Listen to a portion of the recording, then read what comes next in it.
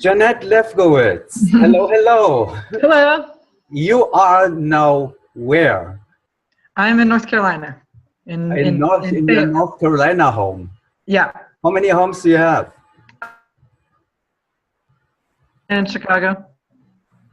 This was breaking up for a moment. Can you? I was asking you, how many homes do you have at the moment? I guess technically 3. We've got Florida, in Sebastian, here in Fayetteville, North Carolina, and then Scott, Chicago. And right now you are in North Carolina. What did you do in North Carolina? So I was here Friday morning. I did a little bit of tunnel training with the GKF4 Golden Knights team, and then I've been training with my player coach team, Jetstream Tango, here at the tunnel. And then tomorrow I do a little bit of jumping with the Golden Knights, and then tomorrow night I go back to Chicago, and then Tuesday I train with Rhythm, and then I come back and you're the busiest 4-way competitor, coach, everything at the moment on the planet.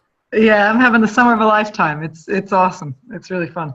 Everybody's jealous. I mean, everybody who likes to jump and fly is jealous, I guess. Yeah, they should be, I guess. It's kind of awesome. And yeah. it doesn't feel like overwhelming somehow? Yeah, I get tired, but I can sleep after nationals. After nationals, right? Yeah.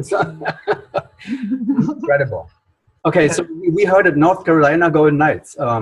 So North Carolina is probably more your home at the moment than Illinois or Florida. No, actually, like Rhythm already had a pretty significant training schedule this summer before I spoke with the Knights women. So I am still quite a bit in Illinois, and then I was able to juggle around some work. Steve has been really supportive and helped me out by taking a lot of my work so that I could be in North Carolina as much as possible. But I'm probably here, not more than 5 days a month. I'm definitely in Illinois more right now. But okay. Well, I guess not only Steve, of course, who is your biggest fan and supporter now, obviously, but I guess you need support by the rest of the Rhythm guys too, because that puts some kind of a dent in the planning, is it or not? So the only training that we're missing is just training that we had planned during the World Meet. But everything else, the Knights women were really, really great to work around my schedule too. So I left all the Rhythm training that we had planned, and then just obviously I can't train while I'm competing at the World Meet. That was.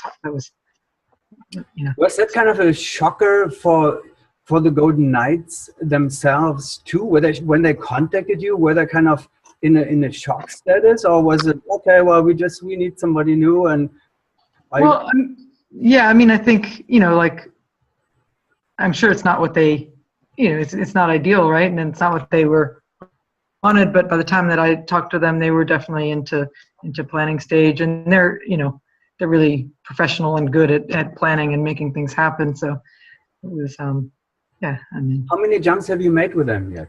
About 75. 75. Yeah, and maybe, I don't know, 5 hours of tunnel, perhaps. I don't know. Are they better with you or worse than before? I don't know. You know the numbers. I don't know. We'll see. Yeah, I know you wouldn't answer that question. Okay. Well, we keep that secret, I guess. Yeah, I mean, you can't.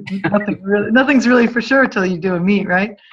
So we'll see. Right. Well, it is interesting no matter what anyway, because not that you're just switching back between Rhythm and the Golden Knights, you're also switching back and forth between inside center and outside center. Yeah, that's a lot of fun. How does that go? It's a lot of fun. It's really neat. Like going back, just the opportunity with the Knights women is great, and then also my role. Like I just get to show up and jump. Like I have nothing to do with any of the logistics or planning or any. It's like it's great, and it's in my old slot, so it just feels familiar. Like it's just so much. And a lot of stuff just feels the same, and then there's some things that are different. They're obviously everything's a lot smaller with the Knights women, which is really nice. It's actually made me. I feel like it's given me some insight and made me better when I go back to Rhythm, trying to make things smaller. So that's been exciting. yeah, you also get some different coaching, I guess. I think you've never worked with Solly. You've always worked with Shannon and a couple years ago we worked with Solly with Chris. When we had lineup with Chris and Tiago, we did some stuff with Solly. So a little bit of familiarity there, but yeah, it's great. It's great to get, to work with Shannon and Solly at the same time, and Solly's great. So he's very direct. You know exactly what he wants from you, which is it's easy. It's fun. Yeah. So by now, which slot do you like more? Being the agent and the boss in inside center, or back to your center outside side? Well, I don't know. I mean, they're both fun. I think probably, initially I really liked outside center, and it's what I've been doing forever. It's probably like purely the most fun, but I'm really enjoying the challenge and the back piece too. I don't know. It's just, yeah. And I like both situations are a lot of fun. Of course, rhythm is my team that we've been working on for almost a decade now. So that's got a special place in my heart whatever slot. And you've had your husband as a peace partner for a decade, and now you're separated. Yeah, what I'm looking at. Well, that's just a flyer, I guess, and a teammate as of four-way competition. That's true. That's true. Now, it's an interesting. I mean, all of that is already interesting enough, but even more, it's interesting that you're going to talk in a moment about your women leadership project that you have been involved in. But now, all of a sudden, you are on two teams. You're on an open class team, and you are in a four-way women class team at the same time. Yeah. What if I'm going to ask you a question? I wonder what you will say. What rhythm were the four-way open class national team? Well, I mean, then I probably couldn't do both, which is unfortunate. Do you know who that says you cannot?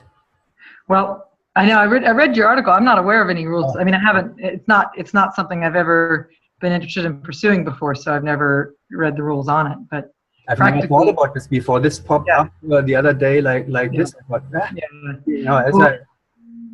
mean, practically, like the only way you could do it in the U.S. is a situation like mine. I could never, because in the U.S. you have to qualify at the nationals the same time. It's just not possible. So the U.S. kind of, I think, one, I mean, that makes it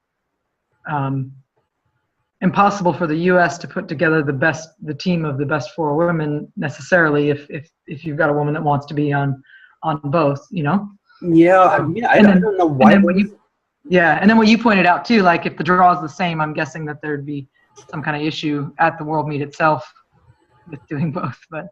I don't really know. I mean, not necessarily, because they have sometimes they use the four-way open class draw for eight-way too. It's just numbers and letters. So, you can. But they mean the same thing. I mean. It's an interesting situation. It kind of extends the topic that we have been discussing before into a completely different area. I wasn't aware of that. Again, this thought came up the other day, and I thought, four-way, eight-way, four-way. No VFS, four-way. So interesting stuff. Luckily, this is the FAI IPC who can deal with that. We don't have to do it. Well, the U.S. will have to do it. We'll have to deal with it too, then, because even if the FAI was okay with it, you can't do both at nationals. Right. Well, I think the USBA and many other nations, pretty much, I know only one nation, in fact, that has a separate four-way women category at their national championships, which is Germany. All the other nations just do not apply because there is not enough participation. That's why they don't have an additional four-way women open class. But all the national federations are part of the IPC rules. So now they apply this. It's interesting. Again, we don't have to. I'm just looking at it, and I'm thinking out loud sometimes. And you have something else anyway. Your engagement with you mentioned that earlier with the female women leadership program. Something that you could bring to us. Yeah. So I think I've talked to you about this before, but basically I was approached by a sponsor, and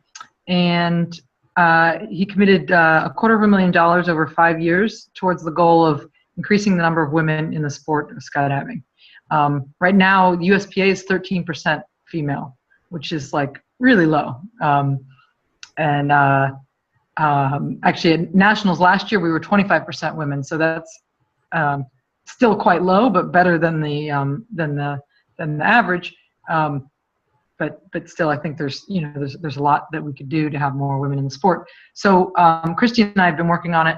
We had a 9-day course back in May where we had 22 women come, and we did tunnel and jumps, and we had myself and Christy and Brianne Thompson and Maxine Tate from Flight 1 do some canopy stuff, and Jen Sharp from Skydive Kansas, and Betsy Holtz from Paragear, talking about rigging stuff. And anyway, it was a really great 9-day kind of intensive course and networking event.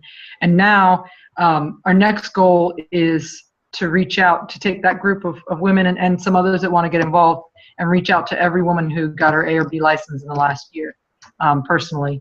And then we're also working on making events at drop zones and tunnels around the country to invite those women to. Also working on kind of a internal network on Facebook for women to kind of get together and support each other and ask questions or whatever. So that's kind of what's going on right now. And the very first event is going to be at Skydive Chicago, August 27th, a skills camp for A and B license women. And so I'm really excited about it. Yeah. Well, that'll keep you busy on top of all this stuff. That if you're in leadership at the leadership program there, or more leadership, well, that's good. That's great. Yeah. Because if I didn't even, I wouldn't have even guessed that it is so low. 13% of the general USPA membership. Yeah, that's right. 5% at last year's nationals. Yeah. That's what I would have guessed. Somewhere 13 seems low. Yeah. And last year's A licenses was 11%, so we're not getting any better. It's interesting. Yeah. I mean, it's not.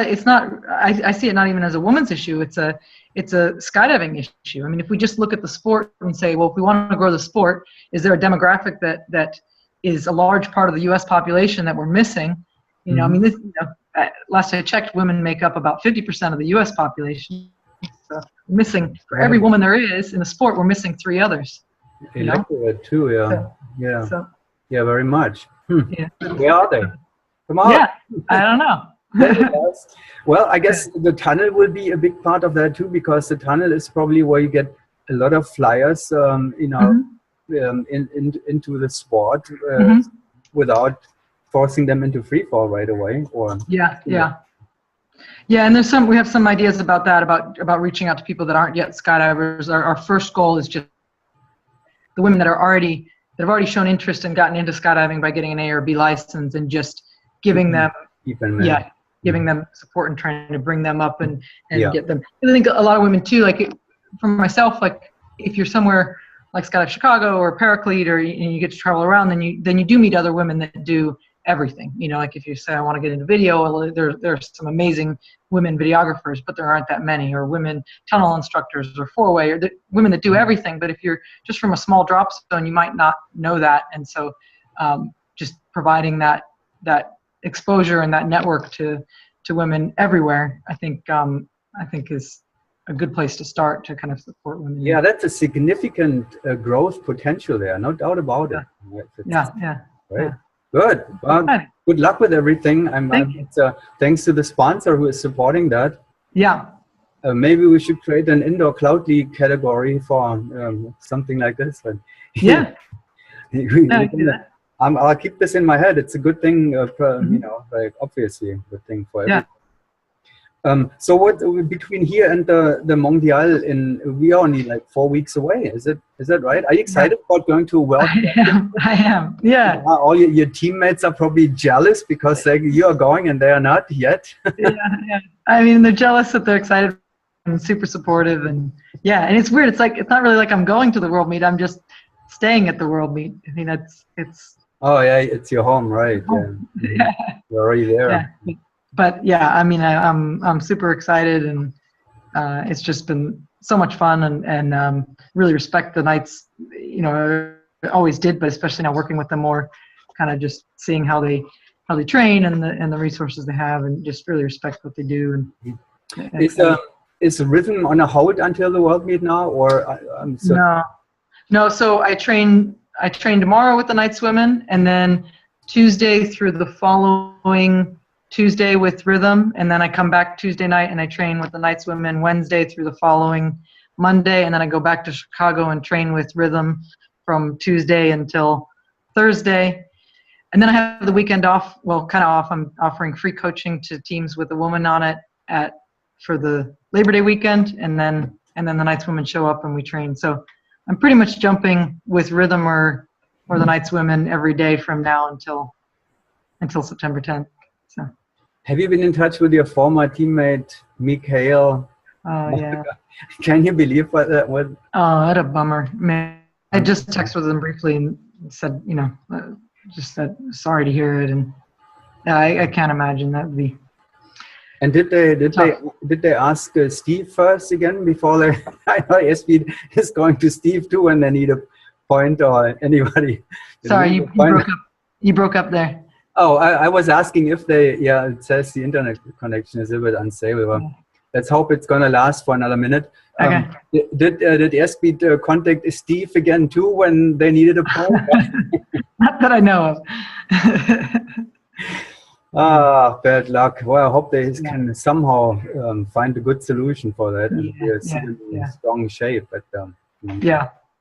Well, JaNette, we will see you very soon in 4 weeks with the Golden Knights and in Chicago. And good luck with everything in the meantime.